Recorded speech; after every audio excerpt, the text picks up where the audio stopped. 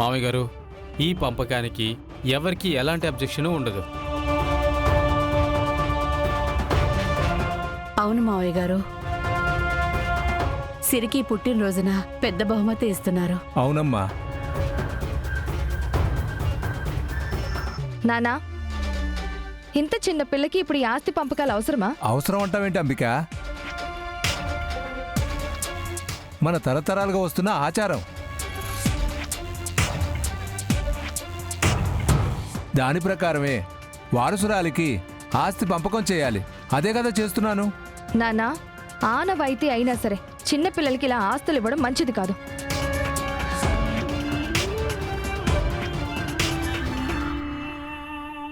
ఏం పిన్ని, సిరికి ఆస్తిస్తే ఏమవుతుంది? ఏమవుతుందని కాదు సహస్ర, ఇప్పుడెందుకు అని. ఫ్యూచర్లో ఎలాగైనా ఆస్తి మొత్తం దానికే కదా.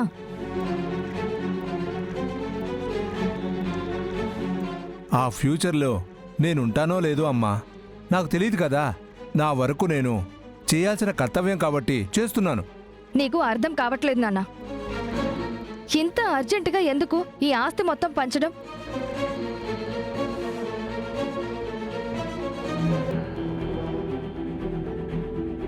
మన ఆస్తులు ఎవరో దారిని పోయే వాళ్ళకి రాయటం లేదు కదా పిన్ని, మన సిరికే కదా. అంబిక, నేను నిర్ణయం తీసుకునే ఇక్కడికి వచ్చాను. ఈ ఆస్తులు సిరి పేరు మీద రాయడం కన్ఫామ్. దీన్నెవ్వరూ మార్చలేరు.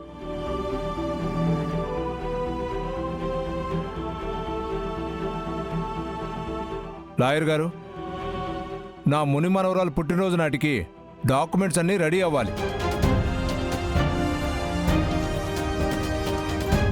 యావదాస్తి సిరి పేరు మీదకి మారిపోయేలా మీరు పత్రాలు రెడీ చేసి తీసుకురండి. అలాగే చేసి తీసుకొస్తాను. ఉంటాను సార్. మంచిది. అలాగే సార్.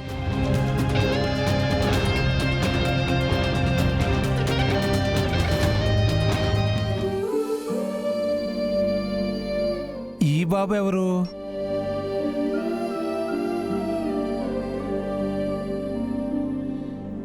ఏంజిల్ అంటే కొడుకు తాతయ్య. ఏంజిల్ అంటే ఎవర్రా? మరేం లేదు తాతయ్య, క్యాంటీన్ కాంట్రాక్ట్ కిచెన్లో పనిచేస్తున్న ఆవిడ. తనకేమైంది?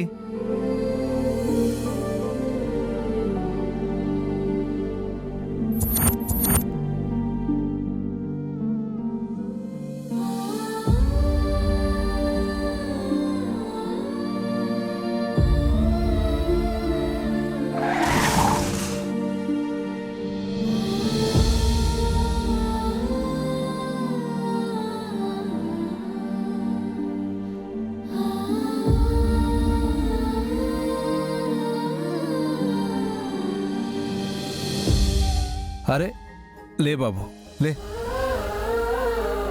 చూడు బాబు, మీ అమ్మ తప్పకుండా వస్తుంది.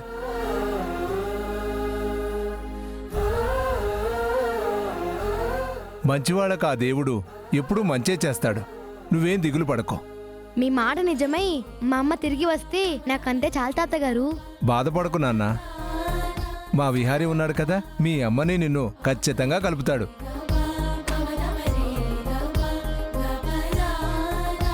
మావయ్య గారు, ప్రయాణం చేసి వచ్చారు కదా, కాస్త రెస్ట్ తీసుకోండి. సరేనమ్మా.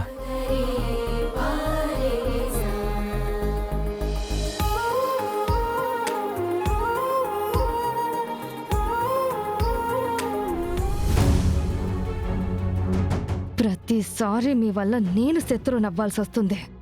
మీరు తీసుకునే నిర్ణయాల వల్ల మన కుటుంబానికే నష్టం వస్తుందని మీకు తెలియట్లేదు. నేనుండగా పుట్టదానికి మీరు ఆస్తి ఎలా రాసిస్తారో నేను చూస్తాను.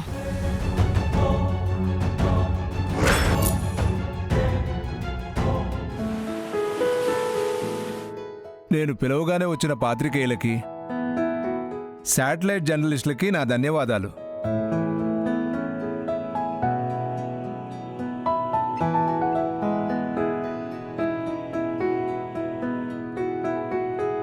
మా ప్రతి తరంలో ఈ వారసత్వపు హక్కులు వారసులకి బదిలీ చేయడం ఆనవాయితీ. అలానే ఇప్పుడు కూడా మాకు సంబంధించిన ఆస్తులు వ్యాపారాలు అన్నీ కూడా మా ముని మనవరాలు విహారి కూతురి పేరు మీద త్వరలోనే మార్చి రాయబోతున్నాను.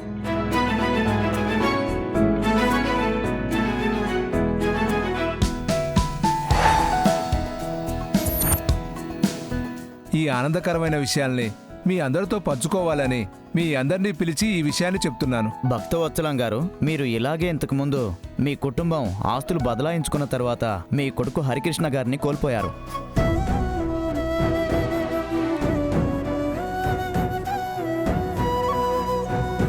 ఆ కేసు కూడా ఇంతవరకు తేలలేదు. మిస్టరీగా ఉండిపోయింది. అది తెలిసి కూడా ఏ భయం లేకుండా ఈ నిర్ణయం ఎలా తీసుకున్నారు? మా నాన్నగారి మరణానికి ఆస్తుల వ్యవహారానికి సంబంధం లేదు.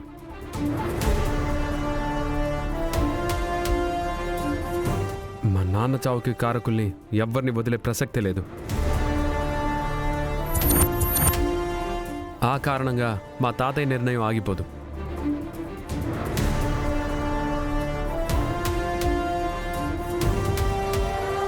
ఇప్పుడు మా బిజినెస్లో మా కుటుంబానికి అండగా నేనున్నాను. ఈ విష్ణు విహారిని దాటి ఈగను కూడా మా వాళ్ళని తాకనివ్వను.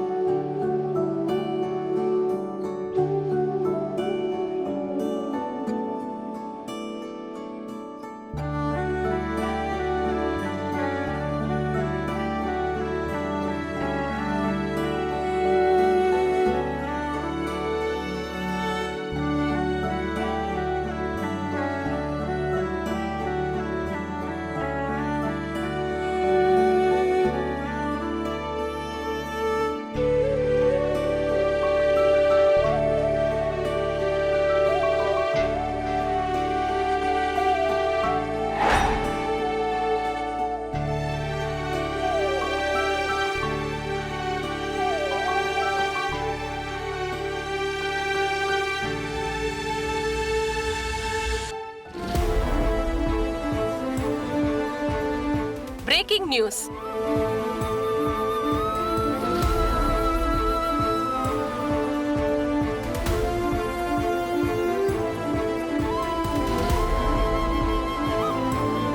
మా ప్రతి తరంలో ఈ వారసత్వపు హక్కులు వారసులకి బదిలీ చేయడం ఆనవాయితీ. అలానే ఇప్పుడు కూడా మాకు సంబంధించిన ఆస్తులు వ్యాపారాలు అన్నీ కూడా మా ముని మనవరాలు విహారి కూతురి పేరు మీద త్వరలోనే మార్చి రాయబోతున్నాను.